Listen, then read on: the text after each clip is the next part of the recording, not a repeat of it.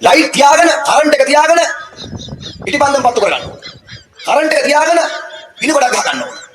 ඔන්න තියා තියෙන අඛණ්ඩ සැපය.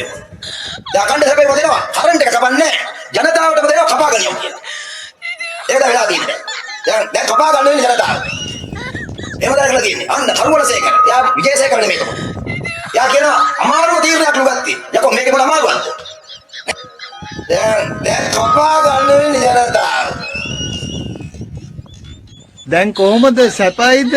අණ්ඩුවේ මූලික උමනාව තමයි අඛණ්ඩ විදුලිය දෙන එක. මොකද විදුලි කප්පාදුවක් සිද්ධ වුණත් ආයි ජෙනරේටර් වලට ඉන්ධන පාවිච්චි ගන්න වෙනවා. ඒකින්ද විදුලිය අඛණ්ඩව දෙන්න පුළුවන් වෙන්නේ පීක් අවර්ස් වල විදුලිය ඉතුරු කරොත්. මේ වෙලාවෙත් අපි ඉල්ලීමක් කරනවා 6-10 රාත්‍රියේ ප්‍රධාන නගරවල විදුලි පහන් නිවන්න කියලා. හුඟක් වෙනද ප්‍රචාරක වැඩවලටත් විදුලිය දාලා තියෙනවානේ. ඒවා පුළුවන් තරම් නිවන්න කියන්නේ. ගෙවල් වලත් පුළුවන් තරම් අපිට විදුලිය අර පරිමස්මක් කරගන්න එක අපිටත් හොඳයි. ආර්ථික වශයෙන් රටටත් හොඳයි. ගෙදර වෙන්ද ලයිට් තුනක් දාලා තිබොත් ඒක එකට සීමා කරගන්න. හැබැයි හෙට ඉවර වුණත් ඒ වේගෙම මෙහි මිලාඩු වෙයි කියලා හිතන්න අමාරු. ඊළඟට දැන් ගෙදරක වුණත් අමාරු හැමදාම වොෂින් මැෂින් එක පාවිච්චි කරන කෙනෙකුට සතියේ ඕෆ් පීක් අවවල දවල් දවසක ඒක උන් කරා නම් හරි. සතියේ දවස් 3ක 4ක ඇඳුම් එකට එකතු කරලා හොදන්න පුළුවන්. ඔක තමයි තියෙන ෆෝමියුලා. ලාල්කාන්ත සහෝදරයා වරක් කියනවා අවබෝධයෙන් තේරුම් නොගන්නා ජනතාව කෙලවා ගැනීමෙන් තේරුම් ගනී කියලා.